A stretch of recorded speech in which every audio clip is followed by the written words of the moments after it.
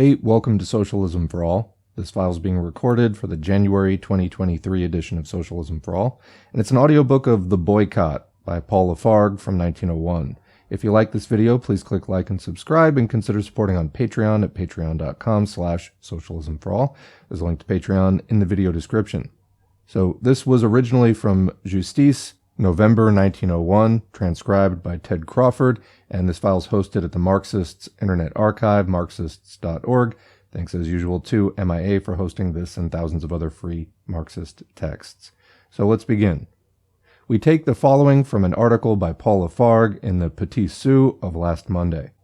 The bourgeoisies of Europe and America welcome with great fervor the idea of a universal boycott of English shipping, projected by the merchants of Holland, whose ports are frequented by more than 55% of the vessels bearing the British flag. The press of all shades of opinion encourages the organization of this new blockade. It is well understood, of course, that it is out of pure humanity, in order to force England to put an end to the Transvaal War, that the bourgeois of Europe, who have just been massacring the Chinese, and those of America, who are doing their best to exterminate the Oedipus, desire and clamor for the use of this working-class weapon against their redoubtable economic rival. This love for the Boers is an expression of covetous commercial greed.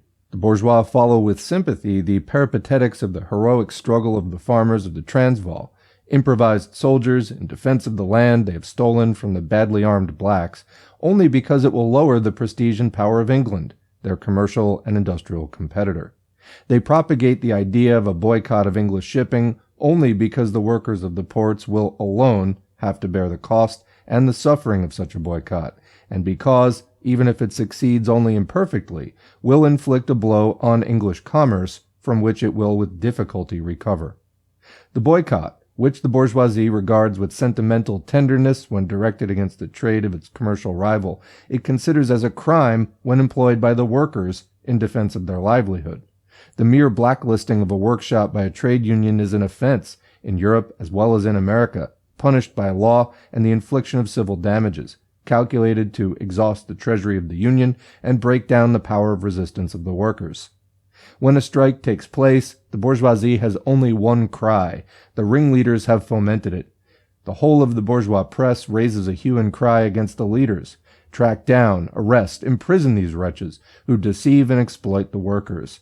But for them, the workmen would be content with their wages and conditions of labor.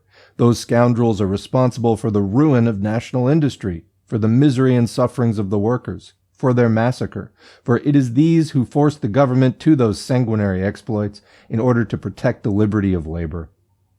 And now the bourgeois urge the dockers to refuse to work, to commence the strike. We know that a strike has often been fomented and organized by the capitalists in order to cause a scarcity of commodities by checking production. They profited through that by the increase of prices. We have had to denounce the hand of the capitalist in many a strike. But today, the bourgeoisie throws off its Jesuitical mask, and before all the world, foments a gigantic strike to order to deal a blow at its maritime rival. Our ears still tingle with the hot and furious declamations of French and Italian patriots against the dockers of Marseille and Genoa. Their strikes ruin Marseille for the profit of Genoa, and Genoa for the profit of Marseille. Cosmopolitan gold, it was said, subsidized those anti-patriotic strikes. Yesterday, the tribunals of Marseille, amid the applause of the bourgeoisie, punished the members of the strike committee. Today, the bourgeoisie organizes an international strike against England. What effrontery! The bourgeoisie, in order to strike its economic enemy, in order to satisfy its commercial greed, tramples underfoot all its living and eternal principles, patriotism, public order, liberty of labor, in the name of which it terrorizes and massacres the workers whenever they dare to strike in defense of their labor. The great mercantile interests, colored with humanitarianism, blind the bourgeoisie to the point of making it forget its own class interests.